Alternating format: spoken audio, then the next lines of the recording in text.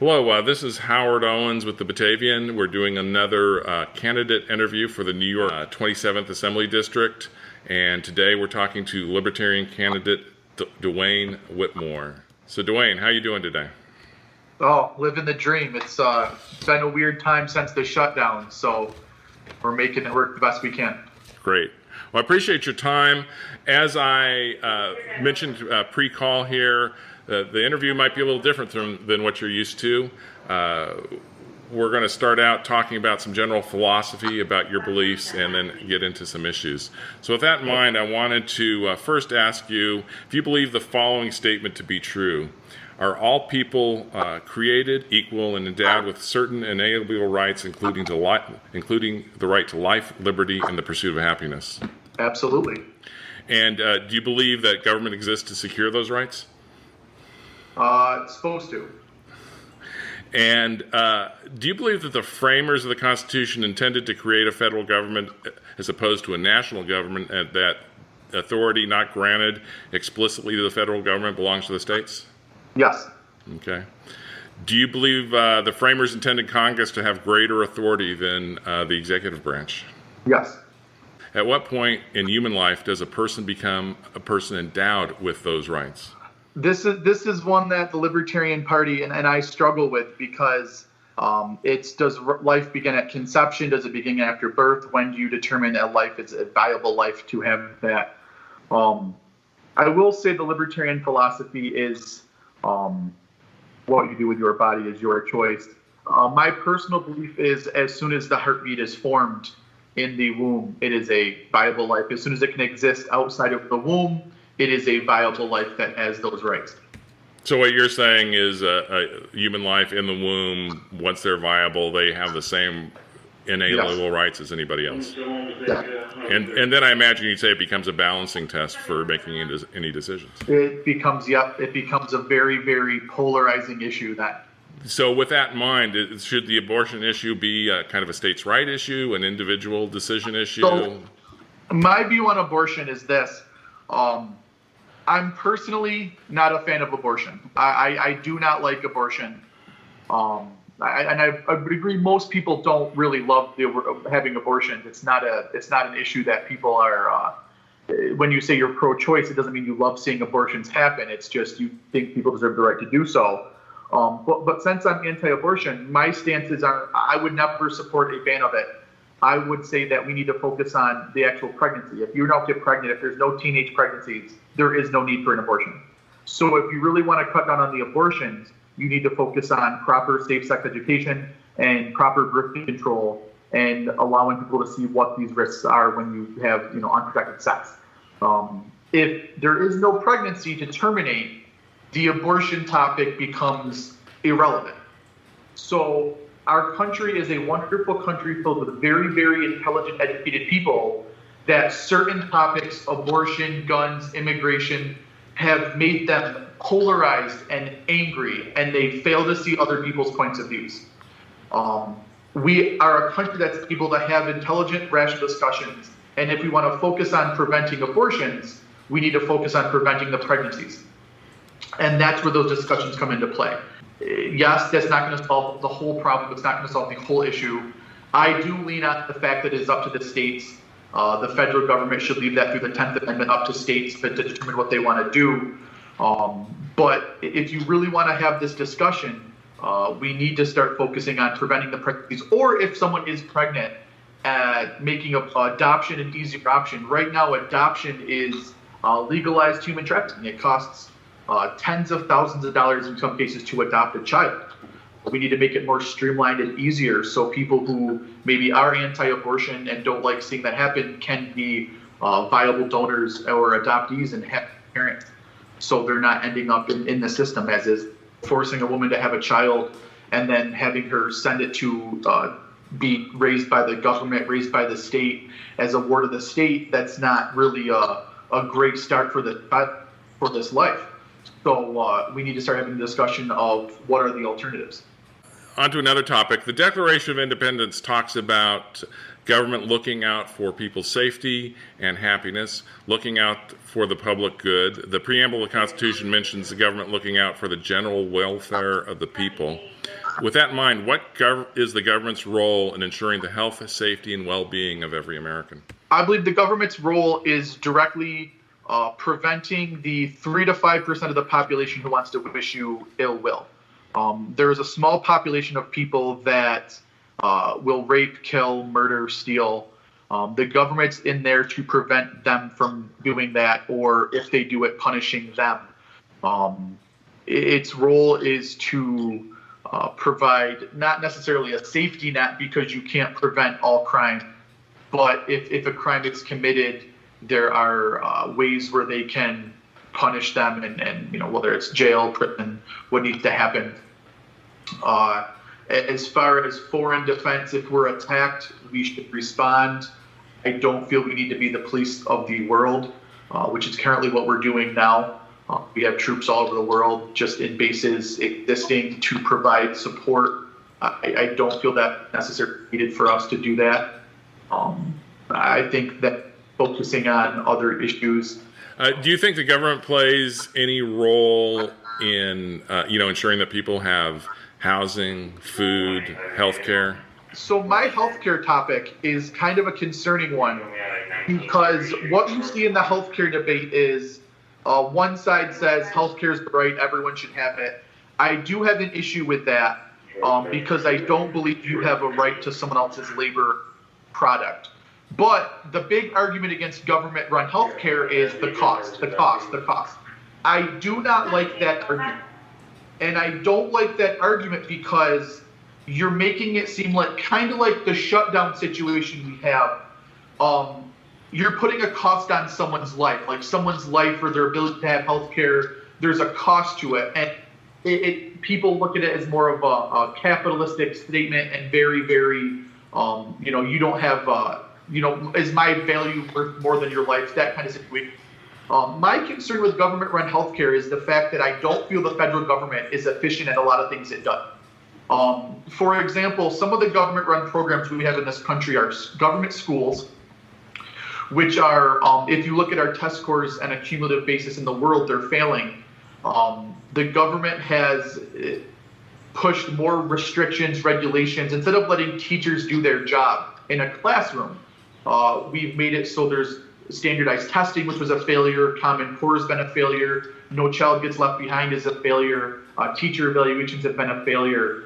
I am not a teacher. I'm an accountant. I'm a small business owner. I'm not a teacher, so I don't understand how I should be telling teachers, how bureaucrats should be telling teachers how to do their job. So the federal government has kind of let down students in trying to fix something and not knowing how to do it. All right, we're back. We lost connection there with Duane for a minute in the middle of his answer. We're going to ask him to pick up the answer, and I'll edit this back in there. So, Duane, if you can remember where you left off and what point you're getting to. I can. For the record, I didn't end the call because I got scared. It wasn't. It was a Wi-Fi issue on my end, I'm assuming. Tech issue somewhere. So back to what I was saying with the federal government, they've kind of failed teachers. And you see a high burnout rate with teachers, and you see, statistically speaking, suburban schools do better, have better funding, and better paid teachers than inner city schools. When it comes to the criminal defense system, minorities and low-income individuals face quicker court times, and they face harsher punishments for similar crimes compared to by other people. My concern with government healthcare would be the same thing. Would suburban areas have better health care than rural areas and lower income minority-based areas? Would it be run efficiently? The VA is an example right now. We have government health care with the VA, and statistically speaking, it doesn't compare to the market. My deep concerns are if we can't run something through the VA properly, I don't think we're ready to expand it to 330 million people. A lot of people say it's the cost, but that's a very unemotional and cold statement, and you're not taking into effect valid concerns. Yes, the cost is going to be a problem, but we have no problem spending $1 trillion on war. So I think the cost argument is a losing argument.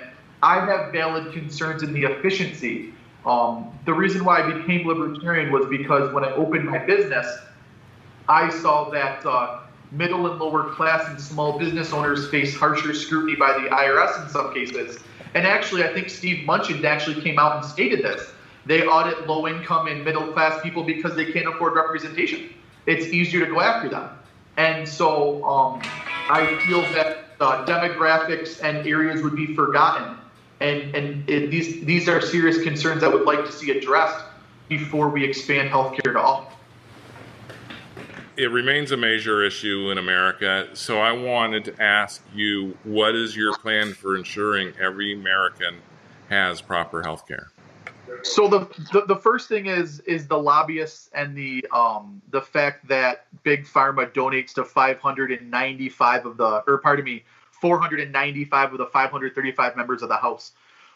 Right now, costs are through the roof because how it works is, and this is more than just the health industry. There's other industries that do this. The lobbyists buy congressmen by giving them money to make sure they win elections, and then those congressmen pass laws. Whether it's the guise of safety, the guise of regulations, the guise of helping you, they make it harder for the market to actually work. One example is the medical marijuana industry. As a libertarian, we believe in complete decriminalization of marijuana. It's been proven to be a pretty good drug for certain treatments, but it's still considered illegal in most states, or not most states, some states and a lot of areas have issues with it because Big Pharma can't profit off of it. So if Congress allows it to become used in medical industries and medical areas, you're going to see costs being cut. So instead of having to pay hundreds of dollars a month in prescription pills, you can essentially grow a plant in your backyard. That's going to save you money. Another thing is in New York State, in some areas, the certificate of need. Essentially, in order for a hospital to be built, you need to prove it needs to be built. So the government essentially allows the creation of the demand. They control the market. Well, what happens is with supply and demand, if you don't allow hospitals to be built in certain areas, those hospitals charge more through basic supply and demand, stuff like that. But then those certificate of needs, when I worked in healthcare, I noticed this. Those certificate of needs can actually be bought and sold. So I can actually buy another hospital's certificate of need and hold it in my portfolio and not build a hospital, which prevents the market from operating and prevents my competition. You see it at immediate cares. For example, a couple of years ago, and this is when I really got more involved with healthcare and realizing how big of a sham it is. I was working at a job. I had basic level insurance and I dislocated my shoulder. I went to a hospital because it was the nearest facility. This was here. I was playing softball, slid to third base, and it was ugly. It was a really ugly slide. I'm glad there's no video of it. And I went to the hospital, and after my insurance covered it, I still had to pay like $1,200 out of pocket. And I analyzed my bill, and it was kind of frightening. The cost, it was like $1,000 for the doctor to observe two people put my shoulder back in place and then touch me. He touched me twice, moved me around. The x-ray was like a couple $100 for 3 different x-rays. It was the shot of Dilaudid they gave me was, I forget. I have the bill somewhere if I can find it. It was kind of crazy to see. So what happened was it takes 6 to 8 weeks to recover. So 10 weeks later, I was playing soccer and I did it again because I didn't learn my lesson. So I went to an immediate care facility, and the same procedure cost $300 out of pocket. It's things like that where if you allow the market to exist and allow competition, places like that can undercut the hospitals. What's going to happen with that is hospitals are going to lose revenue and they're going to struggle, and they either have to control their costs or go under. That's kind of the issue. There's whole other issues with insurance, but we won't get into that. Allowing for prescription pills to be bought and sold. One thing that we have here, and we're seeing it with actually the coronavirus issue, was there was a test kit that was pending FDA approval for like 60 days. It was approved in, I believe, England. I may be wrong on this. It was another. It wasn't like a. It was a comparable country. It was England, Switzerland, Sweden. There was another country that it was approved for use in that country, but it still had to go through FDA regulations. We should be allowed to recognize certain countries' equivalent of the FDA. And if you want to buy your prescription pills from Canada, from Britain, and they're a lot cheaper, you should be able to do so. That would allow the market to compete. I think you're the first politician I've spoken to who actually talks about the cost side of healthcare instead of just the payer side. That's the problem, is that as an accountant, I deal with costs every day. And so that's the thing, is that if you control the costs, if someone can pay for it out of pocket, you essentially eliminate the insurance scam in the whole part in the first place. And that's kind of something we should try to focus on attempting to do. What does the phrase "Make America Great Again" mean to you? This is going to anger a lot of people, but it's it's actually a really well done catchphrase by a politician to rile up his voter base, but it means nothing. And I know a lot of people are going to get mad because we're in a pro-Trump district. It means absolutely nothing. One reason why the Libertarian Party struggles to win elections and gain traction is because the Democratic and Republican parties want the voters to idolize politicians. They want to look at the Republicans want to look at Donald Trump as a savior. You've seen it on Facebook, the pictures of Donald Trump single-handedly fighting off socialism and making this country great. Or, Bernie Sanders fighting for the poor. At the end of the day, it's not up to politicians to make our lives better. And this is where people get upset. It's up to us to come together. If we truly want to make America great again, we have to start having these discussions. We have to start empathizing with other people, and we have to start, working together. Government's not gonna, no elected official. I hope I win in June, and I hope I win in November. There's nothing I can do. There are some things I can do to start making your life better and the voters' life better. But ultimately, it is up to them, the community, the neighborhood, and we have to come together as a country. I love this country. America is a great country for a lot of solid reasons, but it does have room to grow. And when people see issues and they say, hey, this is something we should work on, the response shouldn't be, well, if you don't like it, get out. The response should be, how can we work together to make the country better? A politician's not going to do it. Donald Trump's not going to do it. Joe Biden's not going to do it. I'm going to do what I can to help it. But at the end of the day, it's up to us. It's up to us as a community and as a population to start having these conversations that people don't want to have. Do you think income or wealth inequality is an issue that libertarians should be concerned about? Yes. We are concerned. It's a real tough spot because one faction says, well, what they did with their personal time and accumulated their wealth, that's on them, good for them, whatever. And then another says, if you have more money than you're ever going to spend in your lifetime, what are you going to do with it? I think that the best way to deal with wealth inequality is to cut out barriers that allow people to open their own small businesses and grow, and allow small businesses to compete with the large corporations. One reason why I see a lot of wealth inequality is corporate welfare. Both sides like to give corporations, for example, Trump's tax cuts. As an accountant, I'm saying this as a qualified professional. I will get attacked, and I've been attacked for saying this. As an accountant, as someone who owns an accounting firm, I have a lot of tax ideas because I deal with them every day. I had concerns about Trump's tax plans. I'm then told if I don't like it, I should leave and move to Somalia. No, as a valid professional who deals with the tax plan every day, I have concerns, and I think there are ways to make it more impactful for middle and lower class people.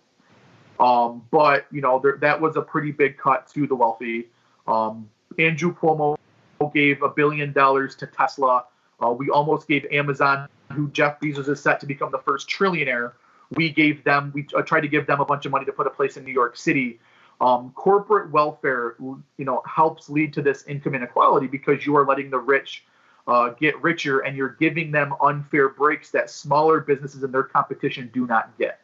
Giving a large corporation a tax break, a tax subsidy, and expecting the small business to front that, you've prevented them from growing, you've prevented them from hiring employees, and you prevented them from competing. So this is more of an ad hoc question that I thought about while we were talking. That interests me is the Sherman Antitrust Act, and I'm not sure how familiar you are with the history, but the original goal was to use antitrust to protect competition, to protect small businesses, to ensure that corporations don't become so big that they kill off competition.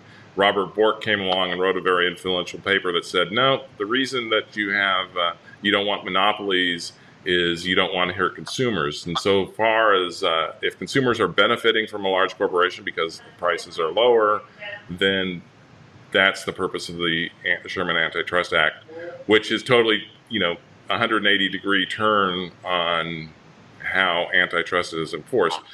Do you think Sherman Antitrust Act is something good, and do you have a view on which interpretation of it should be pursued by the Fair Trade Commission? So a lot of people say libertarians love big corporations. There's a lot of misconception about what a libertarian is, mainly because people learn what a libertarian is from our opponents. They learn what a libertarian is from, your Republican opponent. The Republican or Democrat doesn't want you to vote libertarian because they lose your vote. So they tell you, libertarian. Republicans tell me I'm a Democrat that likes guns. Democrats, I'm a Republican that smokes weed. They're both factually incorrect. I'm a libertarian.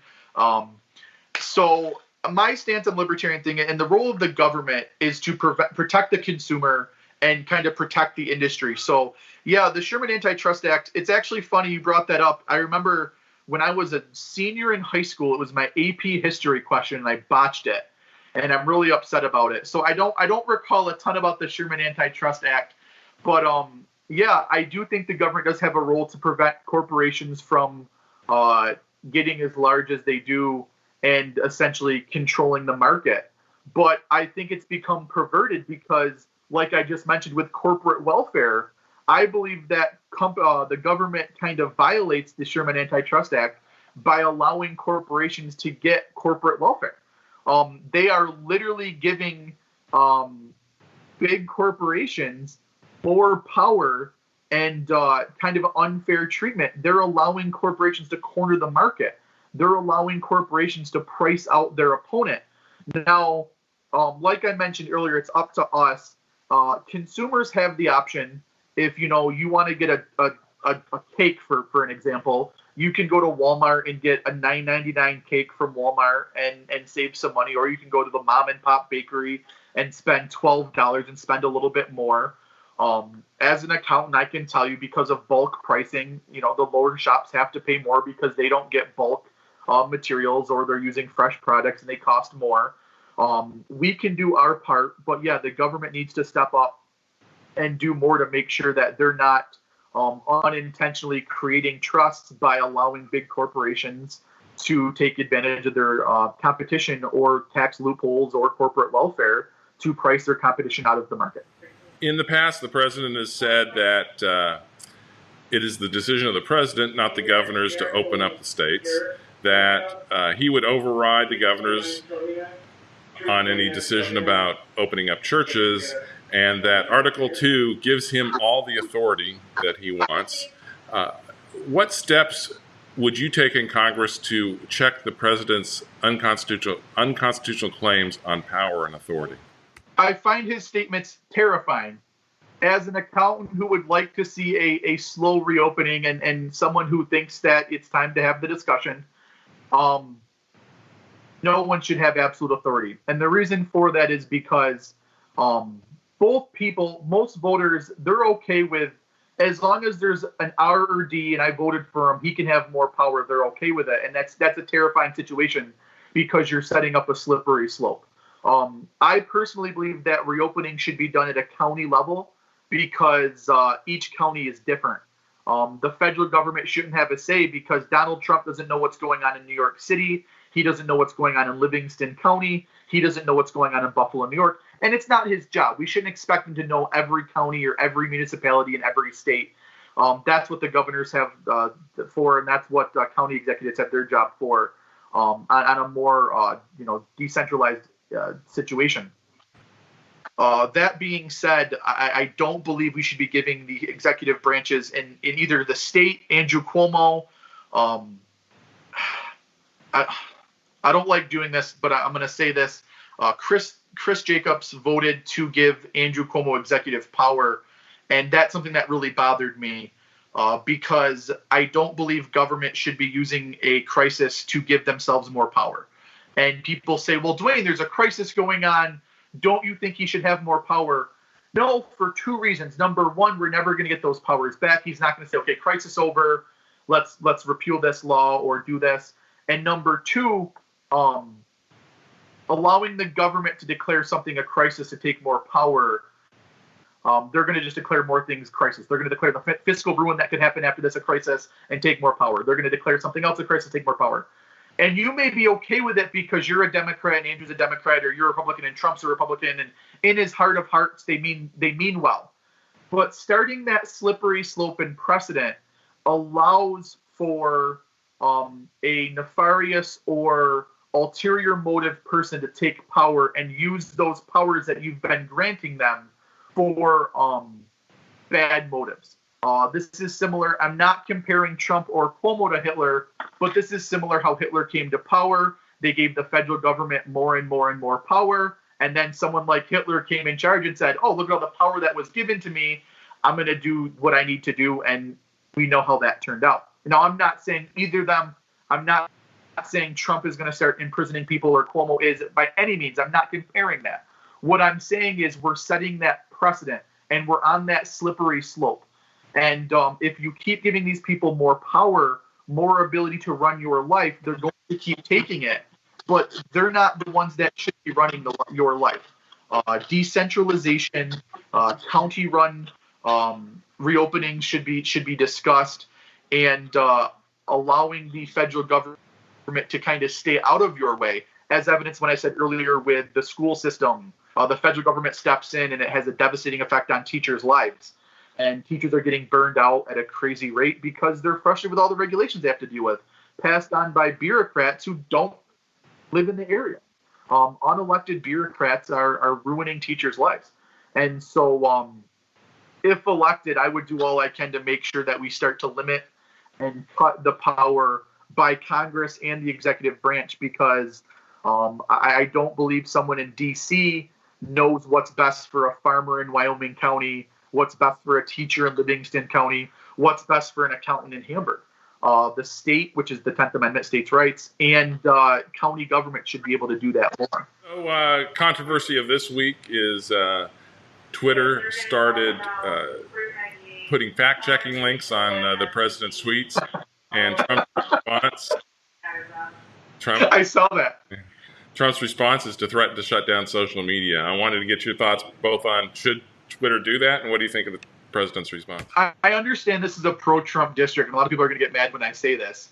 But again, absolutely terrifying response by Donald Trump. You have the freedom of speech, and Twitter has the right to run their company as they see fit. Threatening to shut down Twitter because they're fact-checking you, in my opinion, is an insane abuse of power. Do I agree with some of the things Twitter does? Absolutely not. But I have a Twitter. One of my campaign staff runs it. I don't tweet. I don't use Twitter. I don't see a use for it. But to threaten to shut down something over something is irrelevant as that is kind of terrifying. And what actually is a bigger concern to me is, as of 2 hours ago, Donald Trump was angry at Twitter, but yet the guy that was killed in Minnesota has not issued a statement. So we're more concerned about what Donald Trump thinks of Twitter than another man being murdered by police. That's kind of terrifying in itself, too. That's something that really kind of struck me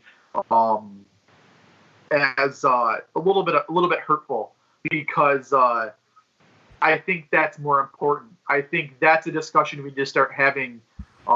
Seeing police kill people over attempted forgery is a discussion that needs to be had, not whether or not he likes Twitter or whether or not Twitter is mean to Donald Trump.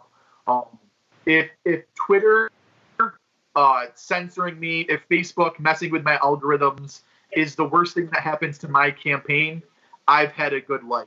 and I acknowledge that. Sometimes we need to have more in-depth and kind of tougher discussions and kind of pick our battles, and I feel like he's failed to pick the right battle there. Does Twitter and Facebook have a left bias? Some people say yes, some people say no. I don't really care. I know how bad that sounds because luckily for us, there's people like you. There's Livingston County has a newspaper, Orleans County or Ontario County has a newspaper that has covered all candidates. Twitter may suppress certain candidates in certain parties, but the grassroots local places don't. So we should start focusing on them and through the free market, making sure that places that are willing to allow all candidates to have a platform, they should be getting our views, our money, our revenue, our paid ads, our advertising money, and we should start breaking away from places that we don't like. It's the free market operating at its best. One last question or one last topic.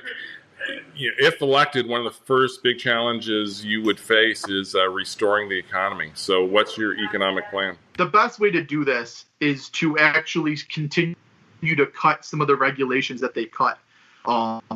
In my district, well, in our district, you live in, I believe you're in Batavia, right? So in our district, you live here too. Farmers are facing a really tough situation.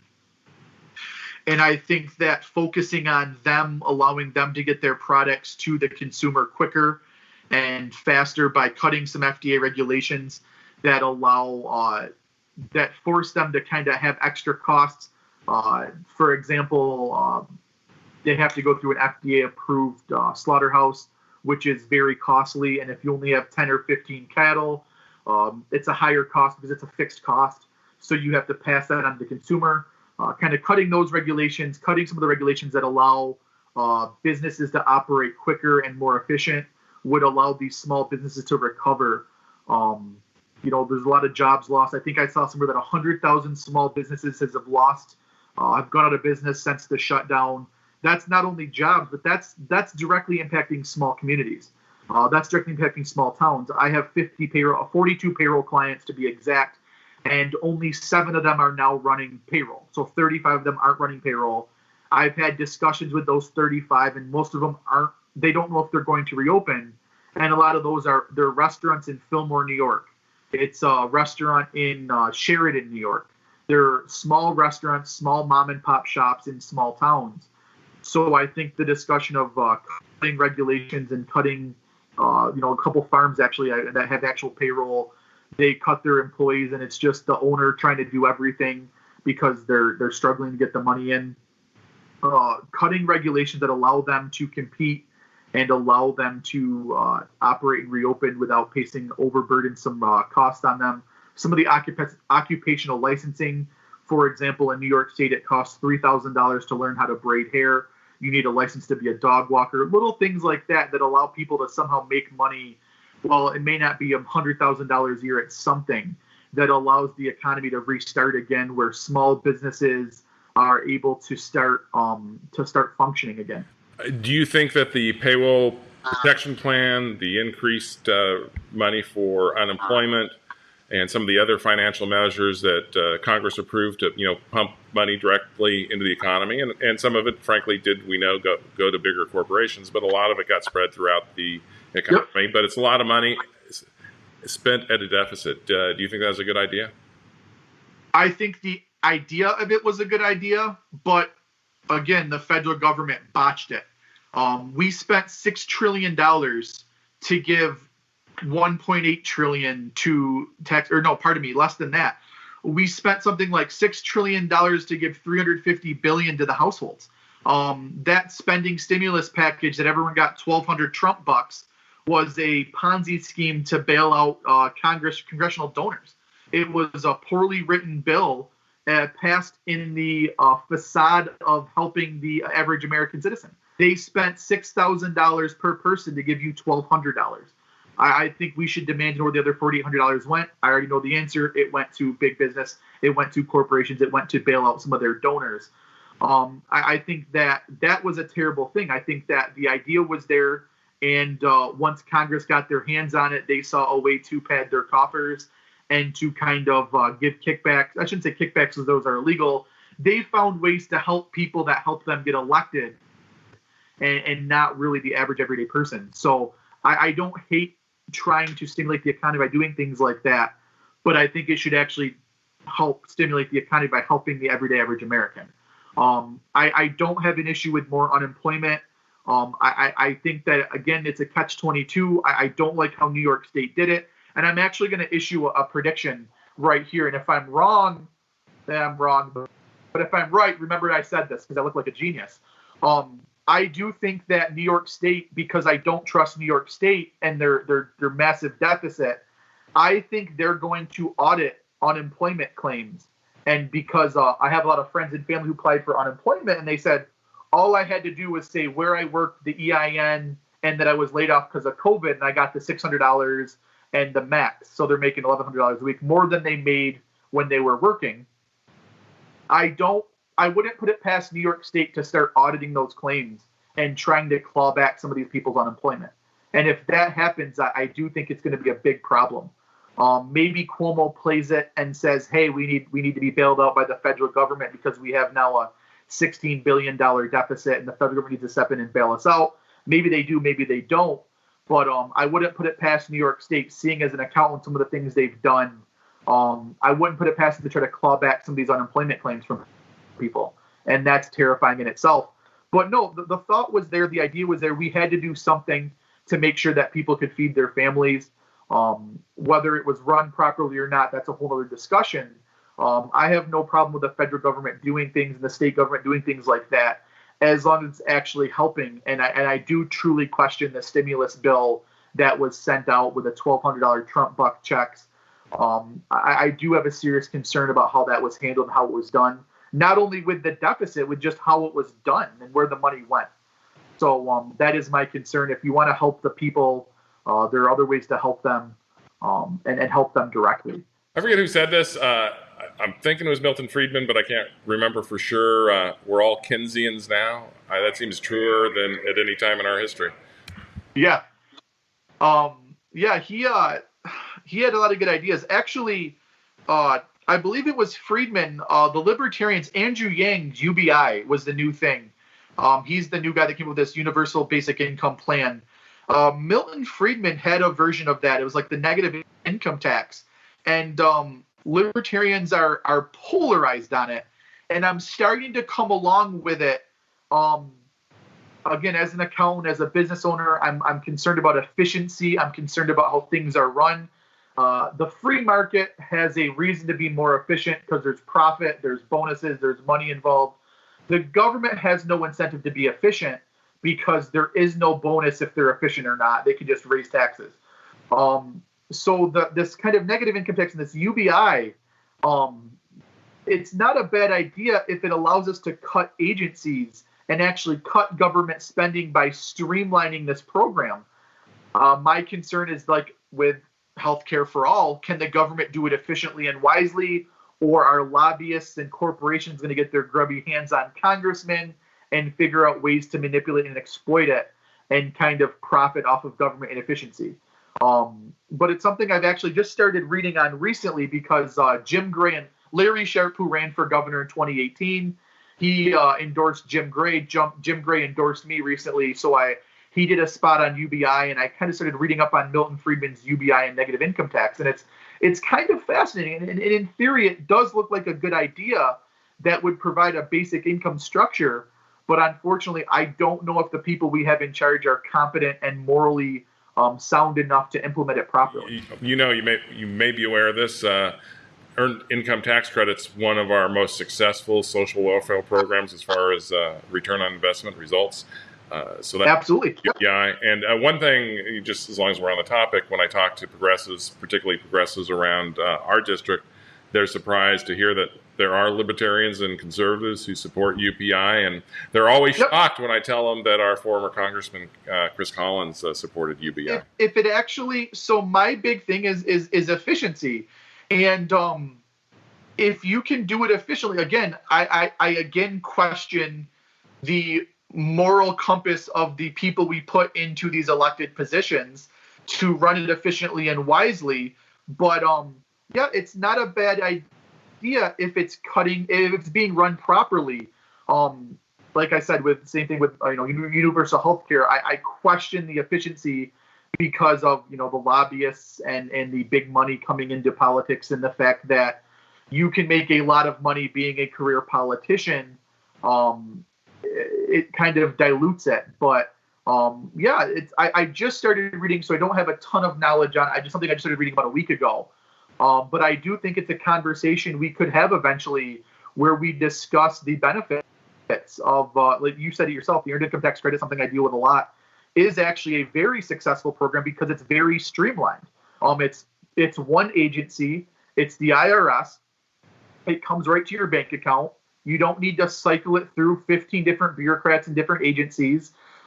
It's actually a well done piece of legislation, to be honest with you. So yeah, there's things that we can do. There's some things the government does properly, and hopefully we can keep expanding those and make sure it's run efficiently and wisely. Good. Well, I appreciate your time, Duane, and good luck to your campaign. And thank you so much. Hope to see you out there. Thank you so much for having me. I really appreciate it.